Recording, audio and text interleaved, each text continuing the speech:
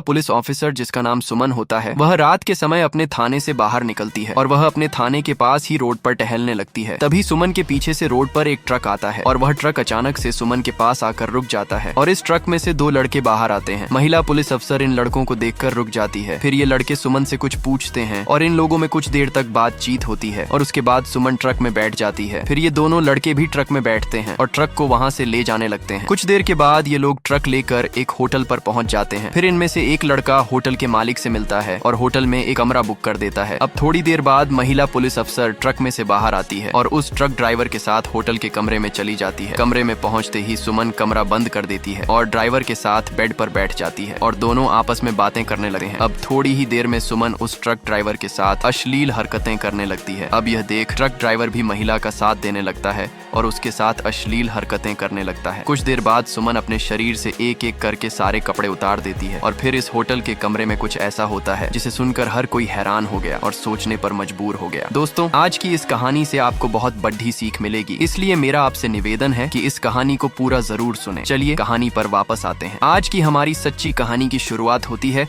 उत्तर प्रदेश के कानपुर शहर से। कानपुर शहर की एक सोसाइटी में एक सुमन शर्मा नाम की पुलिस अफसर रहती थी। सुमन शर्मा अपने पिता राम सिंह की इकलौती बेटी होती थी। सुमन शर्मा की माता का 9 साल पहले ही एक बीमारी के चलते निधन हो गया था और तभी से सुमन शर्मा अपने पिता राम सिंह के साथ रहती थी। सुमन शर्मा कानपुर के एक बड़े पुलिस स्टेशन में एक पुलिस हेड कांस्टेबल के पद पर तैनात थी। दोस्तों, सुमन शर्मा देखने में बहुत ही खूबसूरत और प्यारी लगती थी। उसका रंग गोरा और शरीर नरम और कोमल था। उसका चेहरा एकदम चमकता हुआ और मुस्कुराता रहता था जैसे कोई परी हो। उसे देखकर कोई भी उसकी तरफ खिंचा चला आता था। दोस्तों, वह जब भी पुलिस स्टेशन में जाया करती थी, उसी समय जितने भी पुलिस के कर्मचारी होते थे इसको देखते ही सैल्यूट किया करते थे, क्योंकि सुमन शर्मा एक बहुत ही निडर और जांबाज पुलिस ऑफिसर थी। तारीख थी 20 मार्च 2020। सुमन शर्मा अपने पुलिस स्टेशन के अंदर ड्यूटी कर रही थी। तभी वहाँ एक बुजुर्ग व्यक्ति हरी सिंह आता है और वह सुमन शर्मा से कहता है कि आप मेरी रिपोर्ट लिख लीजिए। सुमन शर्मा तुरंत ही उस बुजुर्ग आदमी की रिपोर्ट लिखने लगती है। हरी सिंह अपनी रिपोर्ट में लिखवाता है कि मेरी पोती काजल पिछले 2 दिन से लापता है, यानी वह गुमशुदा है। इसके बाद यह महिला पुलिस ऑफिसर पूजा शर्मा उसकी गुमशुदगी की रिपोर्ट लिखती है और उसी समय इस पर कार्रवाई करना शुरू कर देती है। पूजा शर्मा अपनी पुलिस टीम के साथ काजल की तलाश में लग जाती है और इस तरह से दोस्तों 12 घंटे का समय और बीत जाता है। 21 मार्च 2020 के दिन एक 22 साल का लड़का जिसका नाम उदय पासवान होता है। उदय पासवान पेशे से एक ट्रक ड्राइवर होता है। वह एक कोठे पर चला जाता है और कोठे पर जाने के बाद वह कोठे की मालकिन चांदनी देवी से बातचीत करने लगता है और उससे कहने लगता है कि मुझे कोई अच्छी सी लड़की दिखाइए, क्योंकि मैं पहली बार किसी लड़की के साथ अपनी रात गुजारने वाला हूँ। फिर जब चांदनी उसकी तरफ देखती है तो देखकर दंग रह जाती है, क्योंकि उदय पासवान बहुत ही हैंडसम और स्मार्ट था। वह देखने में बहुत ही सुंदर लगता था। इसके बाद चांदनी उसके सामने 2 से 3 लड़कियों को खड़ा कर देती है और कहती है इसमें जो भी अच्छी लगे पसंद कर लो। लेकिन इसके बाद ये ट्रक ड्राइवर उदय पासवान उन 3 लड़कियों को नकार देता है और कहने लगता है कि मुझे अच्छी सी लड़की चाहिए, ये तुम क्या दिखा रही हो। इसके बाद यह कोठे की मालकिन चांदनी देवी उसको एक लड़की के पास लेकर जाती है और कहने लगती है कि इस लड़की के लिए बहुत पैसा खर्च करना पड़ेगा। अभी उदय पासवान कहने लगता है कि पैसे की तुम फिक्र मत करो। इसके बाद यह चांदनी नाम की मालकिन, जो कि कोठे की मालकिन होती है, उस लड़के को एक अलग से कमरे में भेज देती है। ये लड्डी का कमरे में जाता है और तुरंत ही दरवाजा अंदर से बंद कर लेता है और यह लड़का उदय पासवान देखता है कि उसके सामने एक बड़ी ही खूबसूरत और कमसिन लड़की बैठी होती है। ये लड़की देखने में बहुत ही ज्यादा खूबसूरत थी। उदय पासवान ट्रक ड्राइवर शेर का बेटा इस लड़की को देखकर काफी ज्यादा उत्तेजित हो जाता है और इस लड़की के बड़े बड़े वक्ष स्थल की तरफ देखता है, इसके गोरे बदन की तरफ देखता है और फिर इसके पास जाकर बैठ जाता है और इस लड़की को टच करने लगा है। लेकिन जैसे हो उदय पासवान लड़की को टच करता है, वह लड़की जोर जोर से रोने लगी है। तभी उदय पासवान उससे पूछने लगता है कि तुम आखिर रो क्यों रही हो। फिर वह लड़की बताती है कि मेरा नाम काजल है और कहती है कि मुझे 2 दिन पहले ही यहाँ पर उठाकर लाया गया है और मुझे यहाँ पर इस कोठे पर लाकर इन लोगों ने बंधक बना लिया है और मुझसे गलत काम कराते हैं। अब जैसे ही वह लड़की अपनी पूरी कहानी इस उदय पासवान ट्रक ड्राइवर को सुनाने लगी है तो उदय पासवान ट्रक ड्राइवर को इस पर तरस आना शुरू हो जाता है। दोस्तों, ये ट्रक ड्राइवर अपने मन में कुछ सोचने लगता है, क्योंकि यह पहली बार ही इस कोठे पर आया था। इससे पहले उदय पासवान की भी किसी भी कोठे पर जो है नहीं गया था। इसके बाद उदय पासवान इसके साथ बातचीत करता रहता है और बातचीत के दौरान वह कहने लगता है कि मैं तुम्हें यहाँ से बचाकर ले जाऊंगा। उदय पासवान ट्रक ड्राइवर इस काजल से सिर्फ यह 2 बातें कहने के बाद और यहाँ से इस कोठे से निकल जाता है और कोठे से निकलकर वह स्थानीय पुलिस स्टेशन में पहुंच जाता है। रात के तकरीबन 9 बजे का समय होता है और यह लड़का उदय पासवान जैसे ही पुलिस स्टेशन में पहुंचता है तो इसके सामने एक बड़ी खूबसूरत महिला पुलिस ऑफिसर पूजा शर्मा बैठी होती है। अब उदय पासवान की नजर जैसे ही पूजा शर्मा पुलिस ऑफिसर पर पड़ती है तो यह लड़का इसको देखकर दंग रह जाता है, हैरान रह जाता है। उदय पासवान इसके बड़े बड़े वक्त स्थल की तरफ देखता है, इसके हरे गोरे बदन की तरफ एक नजर से देखता रहता है। तभी पुलिस महिला ऑफिसर पूजा शर्मा उसे टोकने लगती है और कहने लगती है कि आखिर तुम इतनी देर रात इस पुलिस स्टेशन में क्यों आए हो। इसके बाद उदय पासवान अपनी पूरी कहानी इस महिला पुलिस ऑफिसर के सामने सुनाने लगता है और कहने लगते हैं कि उस कोठे पर जो है एक लड़की मैंने देखी है जिसका नाम काजल है, उसको पिछले 2 दिन से बंधक बनाया गया है। इसके बाद यह महिला पुलिस ऑफिसर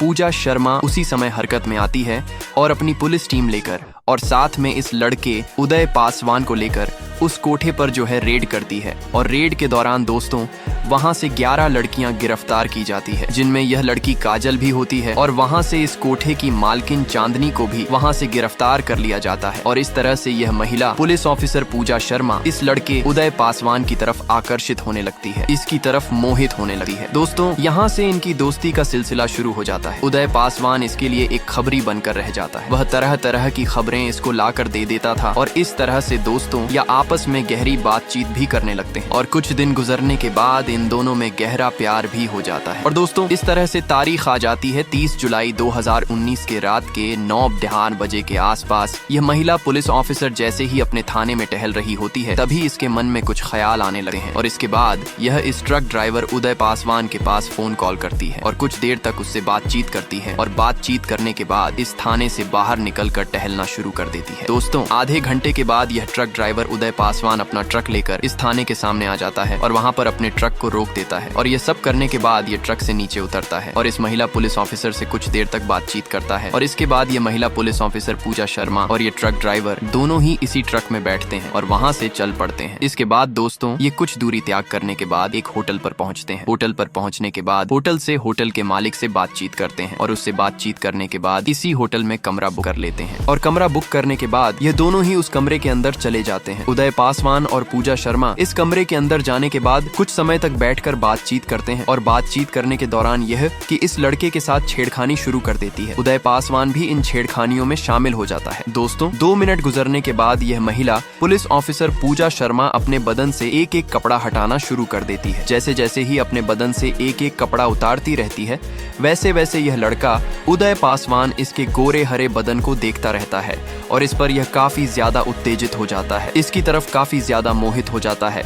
और इसके बाद यह महिला पुलिस ऑफिसर जैसे ही अपने सारे कपड़े उतार देती है तो इस लड़के के साथ अश्लील हरकतें करना शुरू कर देती हैं और इस तरह से यह दोनों ही अपनी ही रजामंदी से अपने शारीरिक संबंध बनाने लगते हैं। उदय पासवान जैसे इस महिला पुलिस ऑफिसर के साथ अपने शारीरिक संबंध बनाता है तो वैसे वैसे इस महिला को चरम सुख मिलता जाता है और यह लड़का भी लगातार चरम सुख प्राप्त करता जाता है।